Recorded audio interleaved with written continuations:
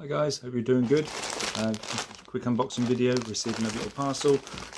This was originally sold on auction from Sue's archive as part of a job lot, and I managed to get this private sale from a seller, and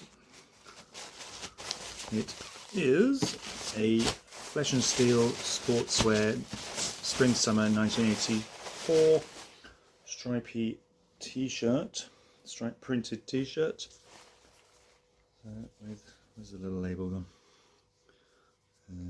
Yep, the red double label, which was the Spring Summer 84. It's a basic striped t-shirt. Let's chuck it on.